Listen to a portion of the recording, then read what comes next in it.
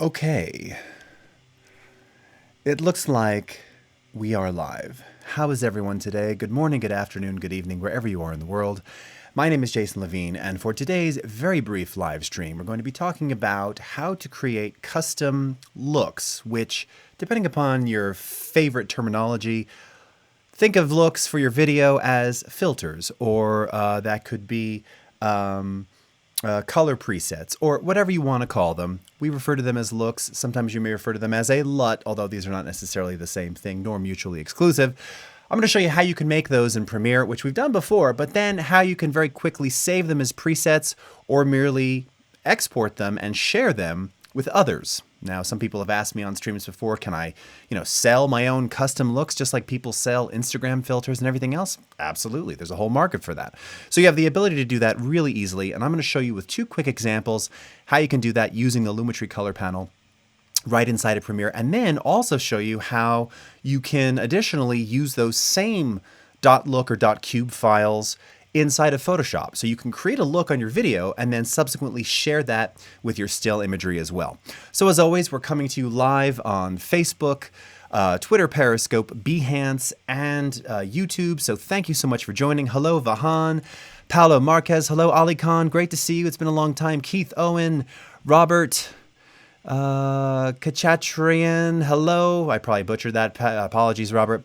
Patrick, Juan de la Cruz, Escalante, nice to see you. And of course, coming to us live, we've got Jay Masfarn, Saris, first day on Periscope, great to see you. Dave Richmond, Aklim Fonseca, nice, hello. Archive Pete, Ron Mahabir from Valley Stream, Long Island, Adrian Christophe from France.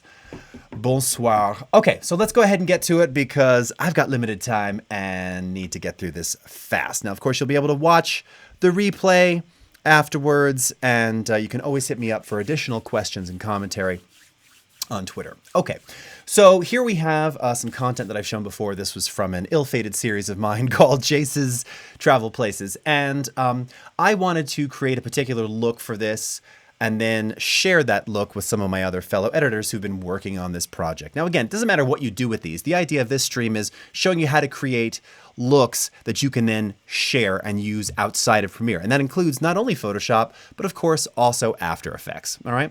So you can see that I've got the Lumetri Color panel open here. I'm working in a custom version of the color workspace. You can see this is my color, Behance Masterclass workspace. You will find a very similar looking workspace right here if you just choose color, which reveals Lumetri Color. Now, I am not a professional grading artist by any stretch. Everything I've learned from many of you in the community. One of my favorites, a dear friend of mine, Simon Walker. You see a lot of his tutorials on Red Giant and stuff. He's been really amazing. In any case, I use Lumetri for all of my grading though. And one of the ways that I will typically create a look that I might want to use later or use on other videos or subsequent videos or share with others is to typically find a reference and kind of start from there, because I'm just not great at creating them myself. No shame, no fault in doing that. That's why we have color matching or shot matching, which is a great way to get started. So I'm going to show you from the basis of that, but then we're going to do some additional tweaks in there to kind of show you all the various things you can do to really customize that cinematic look and make it your own. All right, so let's start by going into the color wheels and match tab of Lumetri, all right? And then I'm going to go into my comparison view. Now you can access this if you've got the button in your button editor in the program monitor. You also have comparison view right here inside Lumetri Color. So I'm going to create two looks for you in the next 20 minutes or so. The first was I kind of wanted this sort of warm, it's got a hint of that blue, that teal orange kind of vibe. This is from a short film called A Scene Between, shown it on the stream before. And you can see my raw footage there, shot in Amsterdam. Very different, really doesn't look like this at all right? So let's go ahead and see what the matching can do to bring us a little bit closer. So we've got faces in here, so I'm going to make sure that the face detection box is enabled. Again, if you want to see a full tutorial on color wheels and match, I just streamed this not so long ago.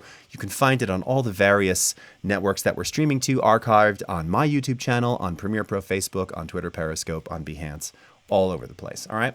So the first thing we're going to do is I'm going to make sure that my clip in question here on the right is selected, and I'm going to click Apply Match.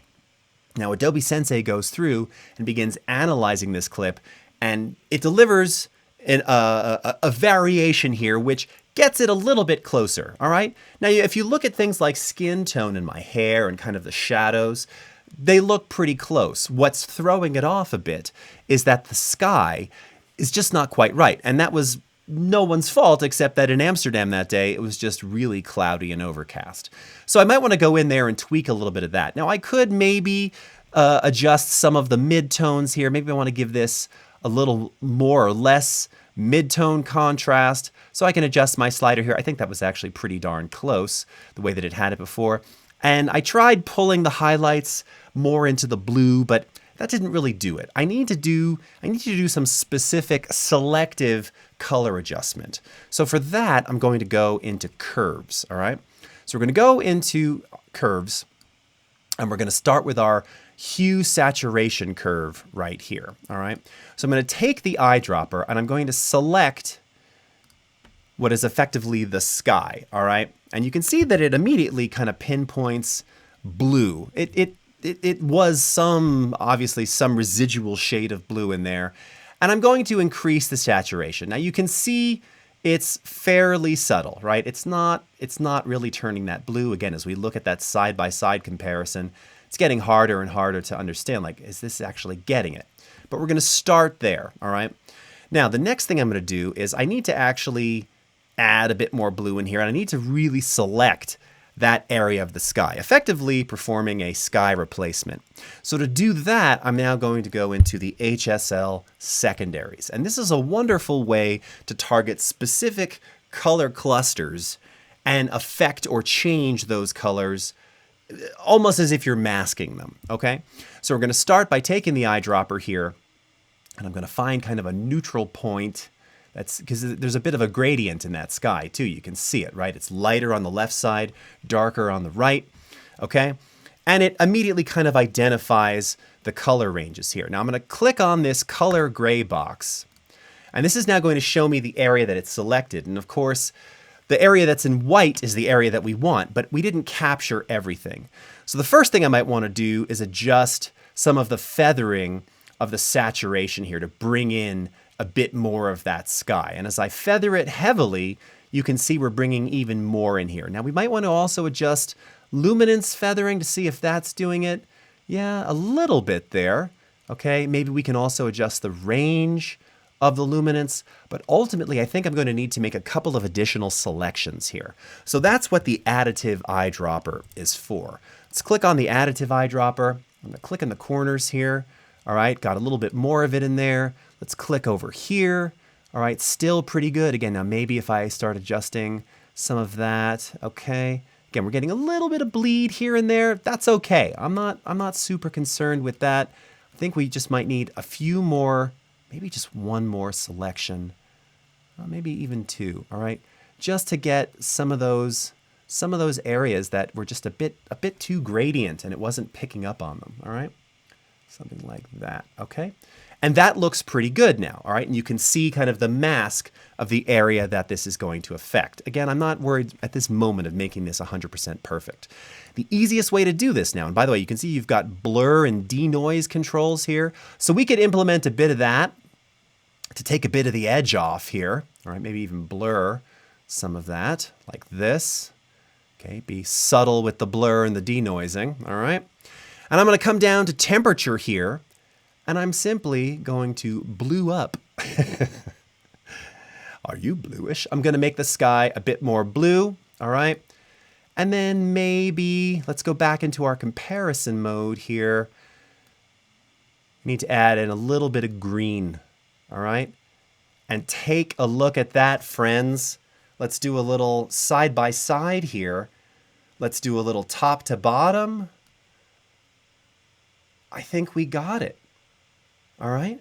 And probably the only thing, maybe if I wanted to really make this exact, maybe I would adjust some of that highlight contrast. All right. So maybe darken a little bit of that.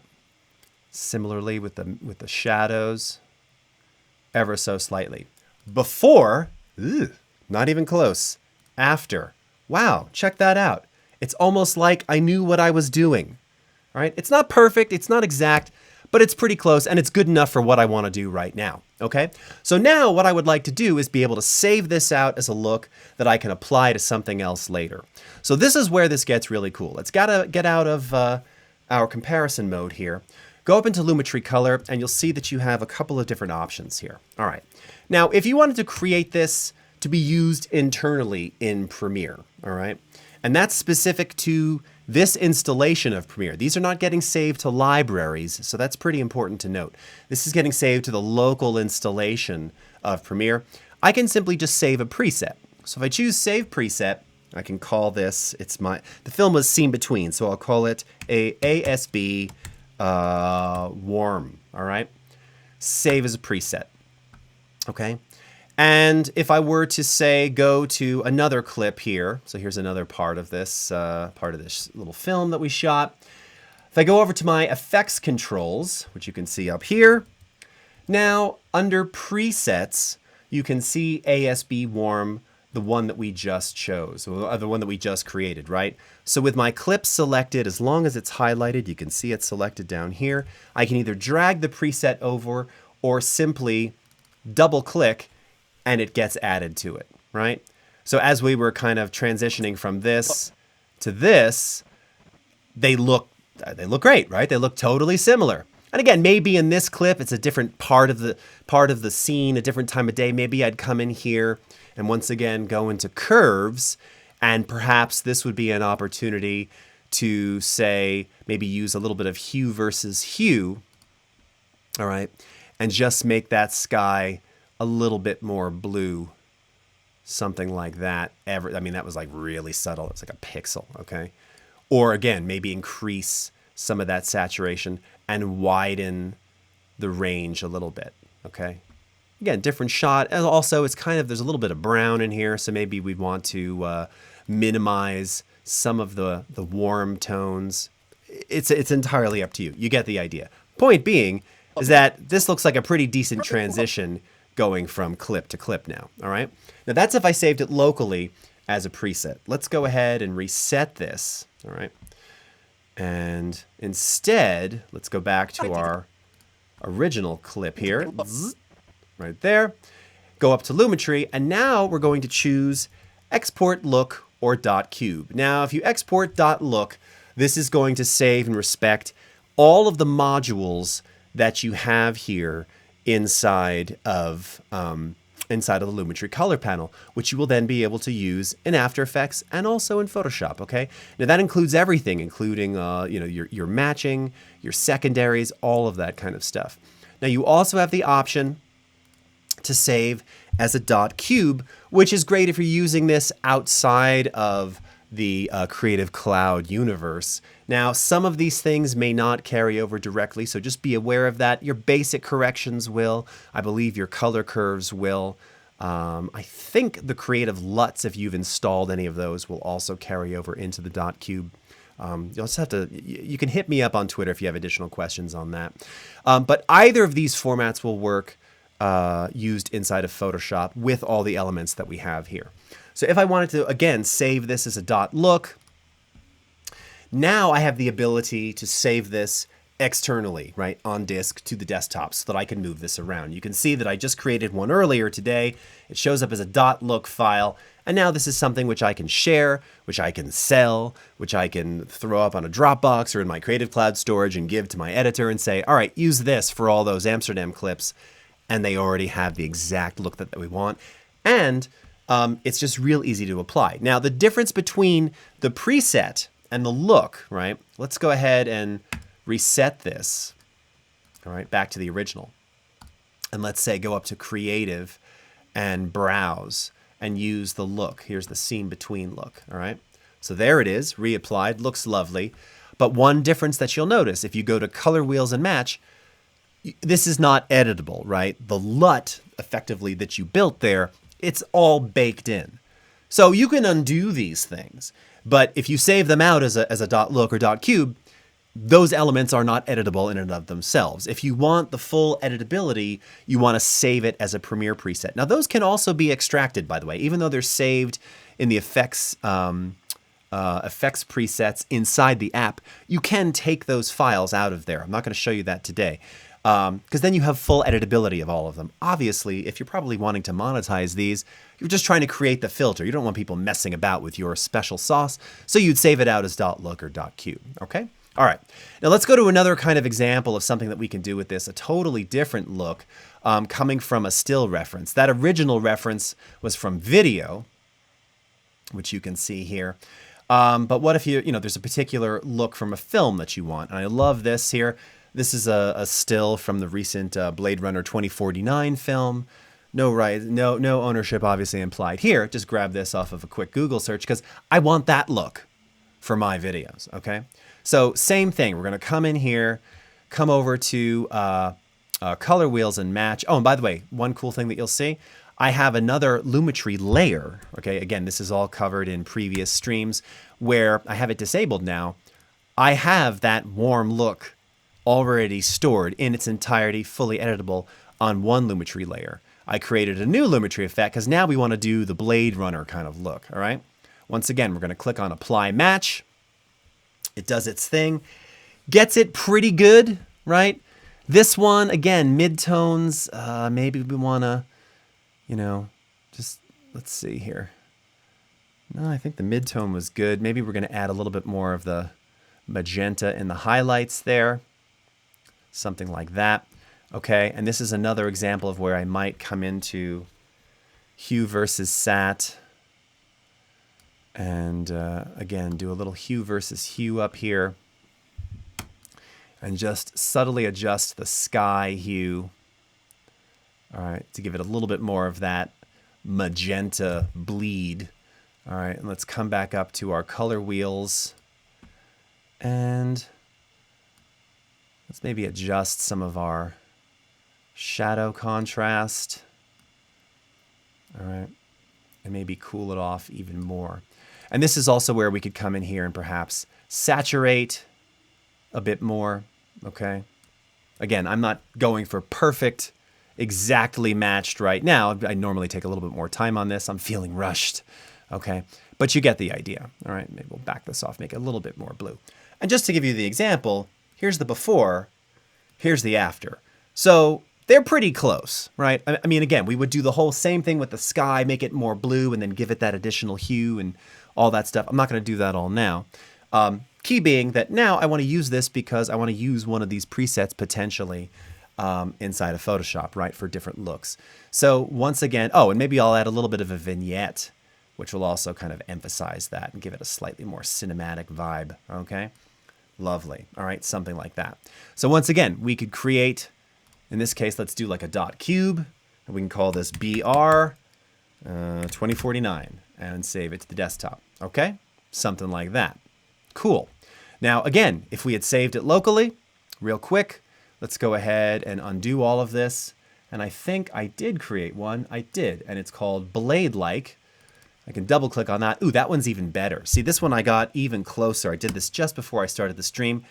There's just something about, again, look at the skin tone. They're very, very similar. The contrast is just about right. Obviously, the environments are different, but overall, it's very, very similar.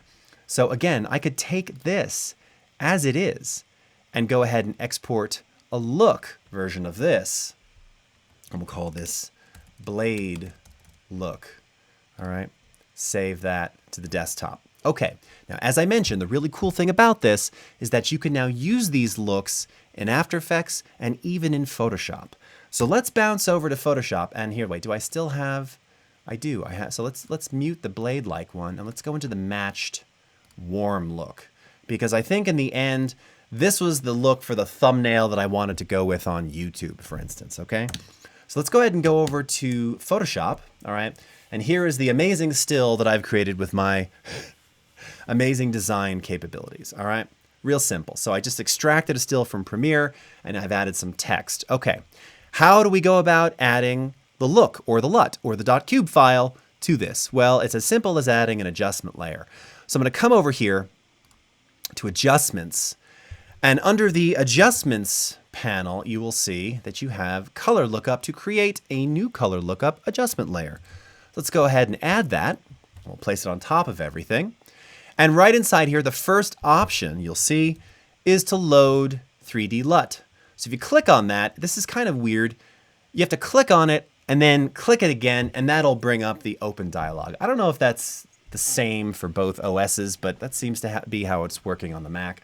All right, and here we have our scene between. And notice we have access to both the .look and the .cube files. Okay, super cool. We're going to go with .look, scene between, click open, and just like that, we've applied our look that we created in Premiere to our video still, which we're now manipulating inside of Photoshop. Okay. Similarly, let's say we wanted to go back to that the blade look that we just created, right? This is the one that we just did off of my previous existing one. Let's open that instead. Got our blade look on here. And just for comparison's sake, let's come back over here. All right. Blade-like, turn that one on, come back over to Photoshop, and there it is. All right. Now, one thing to keep in mind, I've got my display color management enabled in Premiere Pro. So one thing that you'll want to do, of course, if you're noticing that it looks different in Photoshop, is you'll probably need to make an adjustment to your color settings. Oh, you can't see it. My head's in the way. To your color settings so that they display correctly, exactly every time. All right. And that, my friends, is how you create cinematic looks and share them with Premiere Pro, After Effects, and Photoshop real simply using Lumetri Color. So we got about a minute here for me to look at some questions. Let's see if we've got any in here. All right. Hello, how's it going? Jay Siasen, Yasid, Grant, Mohammed, Paul G, Shasha, how's it going? Marco from Madagascar, Jonathan Serna from Colombia, Lamo Mariolga. All right. Jake is asking, how do you match color with a multicam sequence instead of individual videos on a timeline? So the matching has to happen with content that's in the same timeline. That's just the way that we have it now.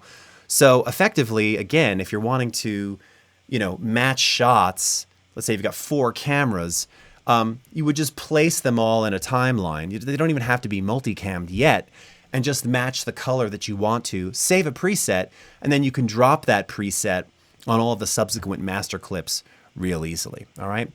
Rivu from India. All right. George, nice to see you. Yako, Sean Thompson, Leonardo from Italia, Sean from Michigan. All right. Great to see you. Let's bounce back over to YouTube. Padster, what's up? Nice to see you. Lezek Pomian, hello. All right. Lezek Pomian, can you tell me how to reduce green or blue with the help of these curves? Yes. So you could use hue versus sat. So that allows you to adjust the saturation of a particular hue, in that case, blue or green. Select the offensive blue or green. It'll find the center point value, and then you can just up or down to accentuate or minimize that particular hue. All right. Adrian Christoph, nice. Hello. Thank you so much. Sifrivana, hello. See, I got to it today. She can be the first one to attest to the fact that user requests are exactly how a lot of these streams come together. All right. Rémi from France, nice to see you. All right. Michiello Francis, hello. All right, my friends, that is all the time I have. So thank you so much. Of course, you'll be able to watch the replays on YouTube, on Twitter Periscope, on Facebook, and on Behance. Until then, have a great rest of your morning, afternoon, evening, wherever you are in the world, and we'll see you again next time. Take care, everybody. Bye-bye.